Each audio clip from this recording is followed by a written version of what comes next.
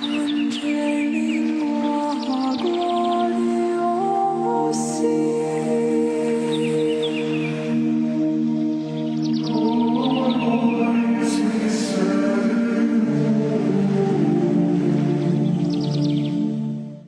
hoje completamos o ciclo das 3 teofanias de Jesus, que eram todas juntas no início da história da liturgia, no início da igreja. Era a Epifania, ou as 3 Epifanias, a manifestação da glória de Jesus aos gentios, aos magos, manifestação da glória no batismo, que celebramos esta semana, e manifestação da glória hoje, com o milagre das bodas de Caná, em que Jesus transforma a água em vinho. O Evangelho das bodas de Caná nos revela aí o início dos grandes sinais de Jesus, não no ambiente solene do templo, mas numa casa simples, de um casal pobre, numa festa de casamento. Cristo quis começar a sua vida santificando o amor humano e começando aí pela santificação do matrimônio e da família. Nós vemos a presença de Jesus como convidado àquela festa de casamento e vemos a presença de Maria e o seu poder de intercessão. Por isso hoje eu gostaria de fazer com vocês 3 reflexões. A primeira sobre essa presença de Jesus naquele casamento. Segundo, sobre a missão de Maria. E terceiro, sobre o significado daquele milagre de transformar a água em vinho. A presença de Jesus no matrimônio dizem alguns santos padres, que é exatamente ali que ele institui o matrimônio como sacramento. O matrimônio é uma instituição divina e uma instituição natural. Já no início da criação, Deus criou homem e mulher, os uniu, os abençoou e lhes disse: crescei e multiplicai-vos, crescei e sede fecundos. Foi o primeiro matrimônio. O matrimônio, pois, é uma instituição divina e uma instituição natural. Em qualquer que seja a cultura, em qualquer que seja o povo, em qualquer época da história, homem e mulher que se unem, formam uma família com o objetivo de se auxiliarem um ao outro e com o objetivo de gerarem filhos e cuidarem desses filhos. Isso é de instituição natural para todos os povos. Deus fez assim. Por isso, qualquer coisa que vá contra esta união homem e mulher, com esse objetivo de se unirem, se ajudarem, se auxiliarem e gerarem filhos e cuidarem desses filhos, qualquer coisa que vá contra isso é antinatural, é contra a própria natureza humana. Esta instituição criada por Deus, ela já experimenta dificuldades logo depois do pecado. Nós vemos aí um irmão matando o outro, vemos a primeira briga, digamos, em que Adão culpa Eva de ter pecado. Vamos ver depois o advento da poligamia, da poliandria, da chamada prostituição, que chegava a ser chamada de prostituição sagrada, feita aos falsos deuses, homossexualismo, sodomia, que como ficou conhecido, enfim. Toda essa estrutura familiar foi descaracterizada segundo aquilo que Deus tinha colocado no ser humano. E Cristo veio restaurar todas as coisas, a sua dignidade primitiva. Por isso nosso Senhor quis nascer exatamente de uma família, ficar nesta família durante 30 anos e iniciar os seus sinais messiânicos, e ela é colocada lá por São João como prova da sua divindade. Ele quis iniciar exatamente numa festa de casamento. A presença de Jesus naquela festa é a presença de Jesus em todos os matrimônios. Por isso não pode haver um matrimônio entre cristãos que não seja um sacramento, porque Cristo eleva eleva aquela união que é natural à dignidade de sacramento, ou seja, de ser um sinal sensível e eficaz da graça de Deus. Matrimônio é, pois, uma vocação, é um chamado à santidade, homem e mulher juntos, auxiliando-se mutuamente, dando-se e recebendo-se mutuamente, para que cresçam no amor de Deus, e esse amor de Deus representado nesta união dos dois, para que gerem os filhos, eduquem os seus filhos para o céu, sejam colaboradores de Deus na obra da criação e colaboradores de Deus na obra da salvação, dando homens à terra e bem-aventurados ao céu. Então, o matrimônio é uma vocação, é um chamado. O casal, no momento que recebe o sacramento, e os ministros do matrimônio são os noivos, no momento que se doam mutuamente por toda a vida, ali ocorre o sacramento, a igreja abençoa com o seu poder de bênção, abençoa aquela união dos dois, e aí os dois são consagrados naquele momento diante de Deus e da igreja para se santificarem. Por isso, os atos matrimoniais, quaisquer que sejam dentro do plano de Deus, são sagrados, são abençoados pelo sacramento que os dois receberam. E os dois têm a obrigação de cuidarem um do outro para se santificarem mutuamente. É claro que o matrimônio passa muitas vezes por dificuldades, pode passar por crises, como já naquele casamento, já na festa, nós vemos aí faltar vinho, que poderia ser algo de uma grande vergonha para os noivos.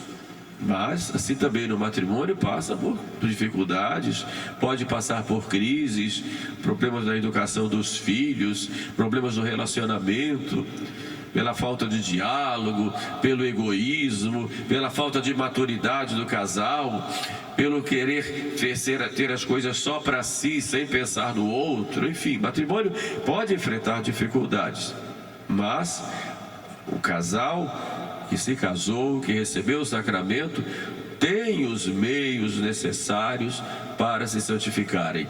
É só abdicarem um pouco do próprio eu e procurarem ver o outro. O grande problema que nós vemos no matrimônio é esse egoísmo, esse egocentrismo, em que eu tenho que fazer a minha vontade, tem que ser do meu jeito, não sabe ceder, não sabe olhar para o outro nas suas necessidades, não sabe respeitar o outro nas diferenças, não sabe acolher, não tem aquela capacidade de renúncia, a capacidade de sacrifício, ou capacidade até de diálogo. E quando isso vai se perdendo, o casal vai se afastando, muitas vezes há muitos atritos, e nesses atritos, muitas vezes movidos mais pela impulsividade, e aí pode terminar numa grande infelicidade, desarmonia do lar e levar até uma separação. É com dor que nós vemos isso, muitas vezes acontecer, porque bastava um pouco mais de humildade, bastava um pouco mais do sentido de cruz, bastava um pouco mais de maturidade, de crescer, de ser mais adulto.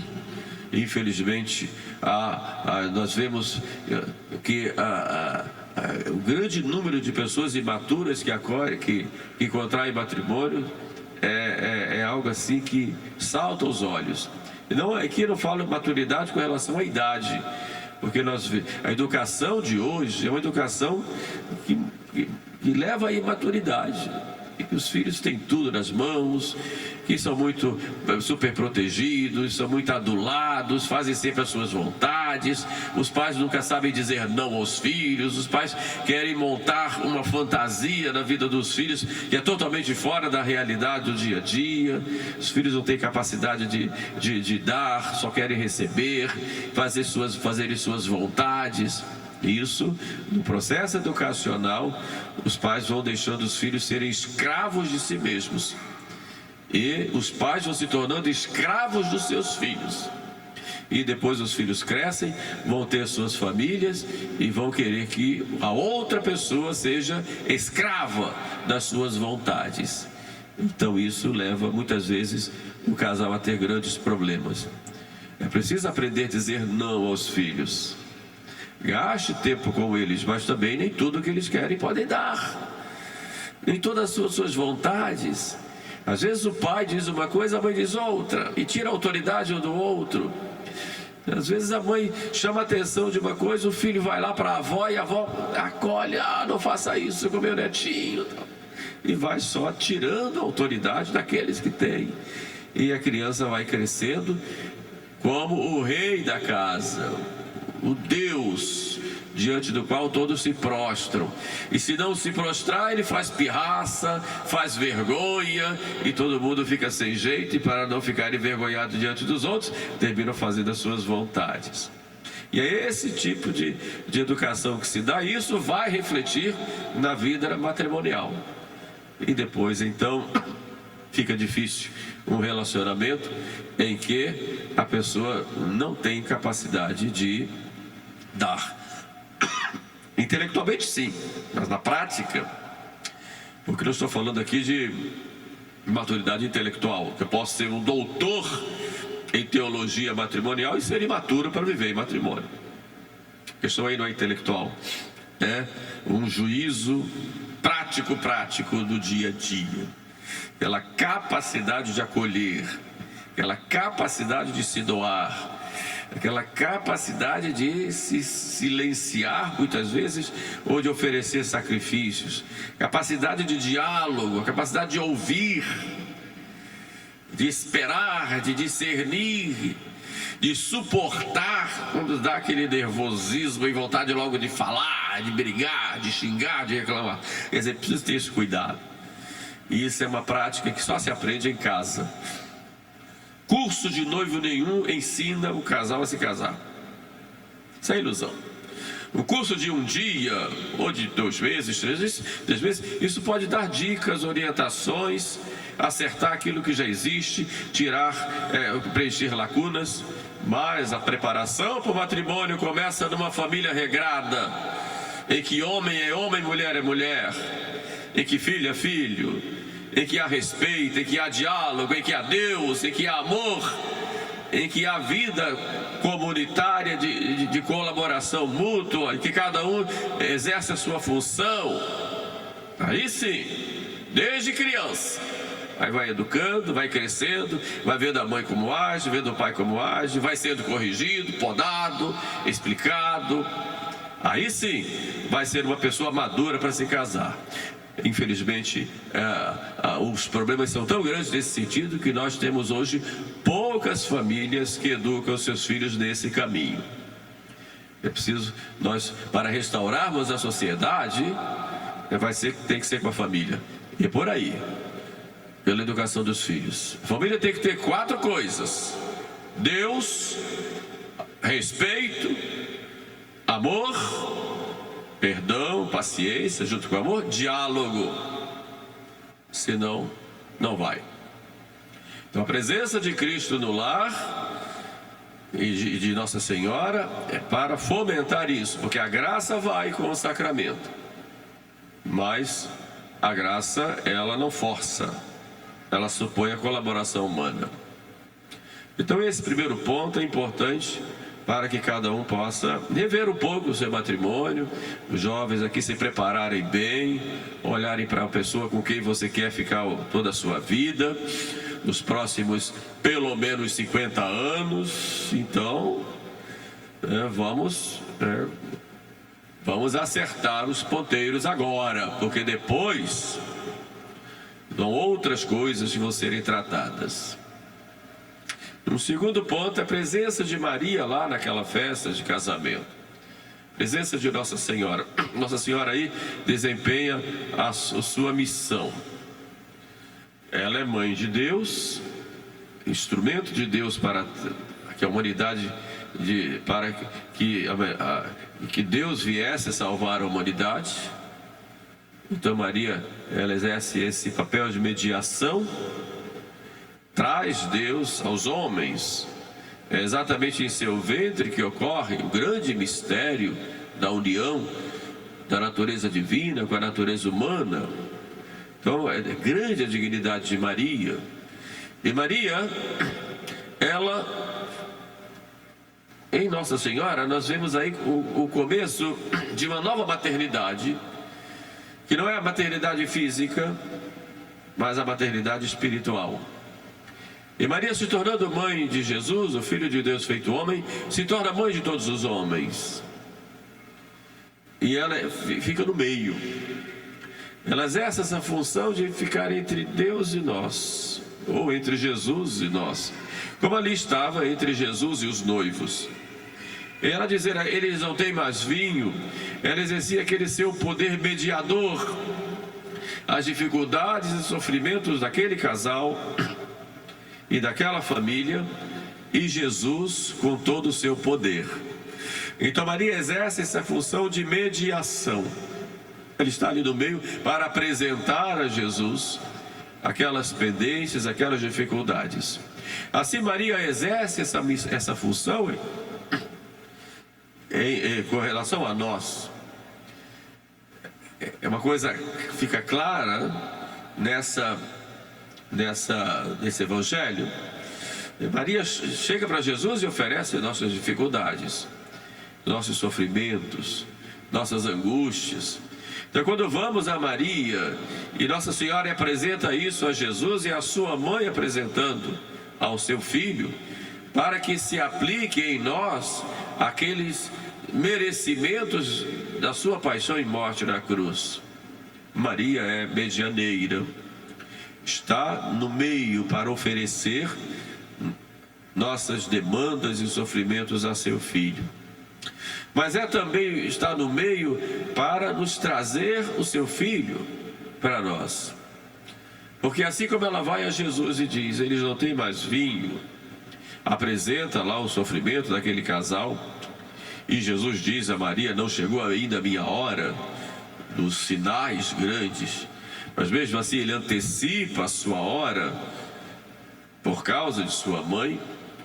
Maria entende que Jesus vai atendê-la, vai ouvi-la, e ela vai aos servos e exerce aquela função de mediadora entre Jesus e os servos, entre Jesus e nós. E o que diz Maria? Fazei tudo aquilo que ele vos disser. Portanto, se com relação a Jesus ela é intercessora, com relação a nós ela é a mãe do bom conselho. É a mãe que diz, olha, meu filho está aí, façam tudo o que ele disser. Então a devoção a Maria é uma devoção de mão dupla. Eu peço a Maria, Nossa Senhora intercede, mas por outro lado ela cobra de mim uma atitude. Então a devoção a Nossa Senhora não é uma devoção apenas de pedidos, mas é uma devoção também de ação naquilo que Jesus quer de nós. E foi só quando fizeram aquilo que Jesus mandou, enchendo aquelas talhas de água, que ocorreu o milagre. Quer dizer, quando nós atendemos a esse pedido de Nossa Senhora, quando nós buscamos pelo menos fazer aquilo que Jesus quer de nós, aí a graça acontece, aí o milagre acontece, porque onde entra Maria, entra Jesus.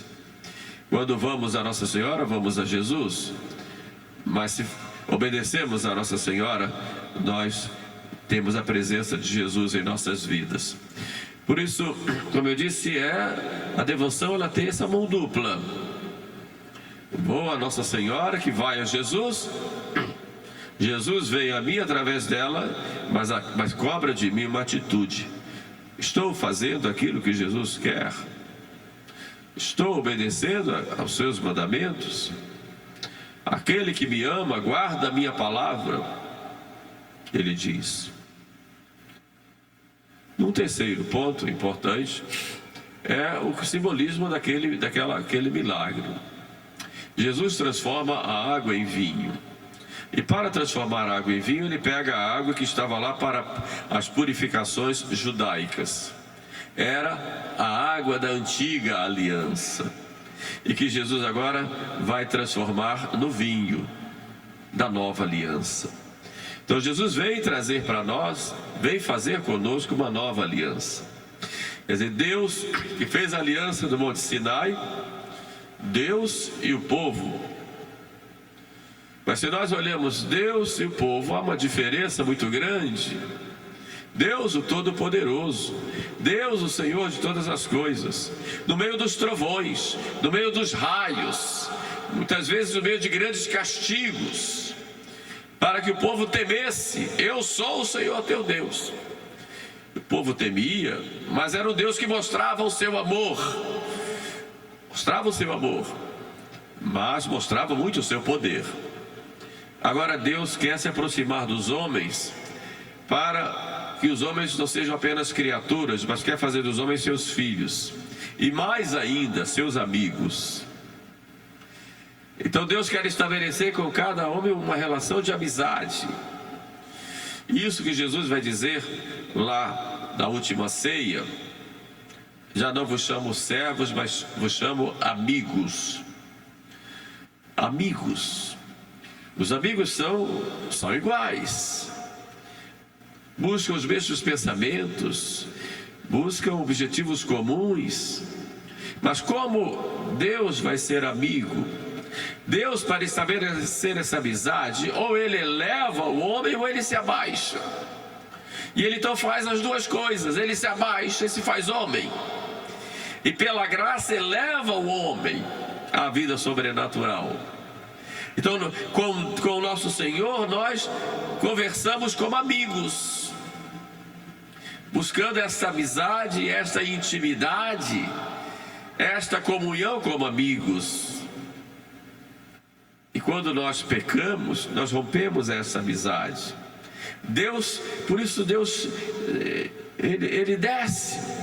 Como dizia Santo Afonso: descestes das alturas para buscar a nós, pobres mortais, e elevas as criaturas. Como que o homem é como que divinizado pela graça. Essa é a grandeza do amor de Deus para conosco, e quer de nós esse amor. Dá amor, e mais pede também o nosso amor. E essa relação com Deus é uma relação então de amizade, na pessoa de seu Filho Jesus Cristo. Já não vos chamo servos, mas vos chamo amigos. Eu revelei os segredos do Pai aos meus amigos, que sois vós. Portanto, é preciso nós, na vida espiritual, fomentarmos cada vez mais essa amizade com o nosso Senhor. O vinho sempre foi tido como sinal do amor, e entre os judeus é como algo sagrado. E vai ser esse vinho que Jesus vai transformar em seu sangue, que se derrama na cruz por nós, como prova deste grande amor, desta grande união que Ele quer ter conosco. União íntima, pessoal, ou seja, com cada um de nós. Por isso Ele transforma a água em vinho, esse vinho do amor, esse vinho da caridade, este vinho, como eu disse, que depois vai ser seu sangue derramado por amor de nós. Então sejamos amigos de Jesus. Busquemos viver essa amizade como intimidade. E como amigos devemos nos falar. Deus fala conosco como amigo. Nos fala através da Sagrada Escritura e nos fala através da igreja. Então ouçamos o que Deus nos fala através da igreja. É a presença dele falando conosco. Mas falemos também com Ele. E falar com Deus é a oração. Primeiro a oração comunitária, que é a oração litúrgica, a oração da igreja, com a igreja. Depois a oração pessoal, buscando vivenciar esta comunhão com Deus pela oração pessoal diária. Busquemos fomentar esta amizade com o nosso Senhor, seja, portanto, através da liturgia, a presença nossa na Santa Missa, sobretudo, e participando de modo ativo, cada um na sua condição, e essa oração do dia a dia, neste contato. Mas chama a atenção com relação à oração que há necessidade de silêncio muitas vezes. Os amigos conversam, mas às vezes param de conversar e ficam quietos, só um olhando para o outro. É importante nós fazermos esse silêncio no dia a dia. Vamos rezar, mas vamos fazer um pouco de silêncio. Isso é muito difícil hoje, devido ao acúmulo de ocupações, devido ao excesso do uso das redes sociais, em que as pessoas se comunicam tanto, mas quase não param para ficar em silêncio. O silêncio hoje é uma urgência na vida católica. Então tirem durante o dia um tempinho para ficar em silêncio. Faz uma leitura, depois fica quieto, pensa, reza no interior do coração, mas faz silêncio. Desliga tudo, vamos fazer silêncio, ficar quietinho um pouquinho. Faz uma leitura espiritual, uma leitura de Sagrada Escritura, um texto de um hino litúrgico, enfim, mas o silêncio. Ele é tão necessário que, se não há esse silêncio, não há o trabalho de Deus. Deus, você não vai conseguir ouvir a voz dele, e ele vai falar através dos seus meios. Então, na oração dessa amizade com o nosso Senhor, entra também esse tempo de silêncio. Agradeçamos ao nosso Senhor ter mandado o seu Filho, ter nos dado sua mãe como nossa mãe, e procuremos o dia a dia redescobrir cada vez mais o valor desta intimidade com Ele, através dela, para que possamos assim nos santificar cada dia mais. Louvado seja nosso Senhor Jesus Cristo.